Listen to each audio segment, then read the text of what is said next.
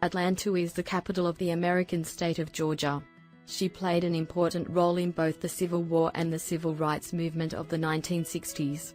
Atlanta Historic Center chronicles the city's past, while the Martin Luther King Jr. National Historic Landmark is dedicated to the life and times of the African American leader. Downtown, Centenary Olympic Park, built for the 1996 Olympics, includes a huge Georgia aquarium.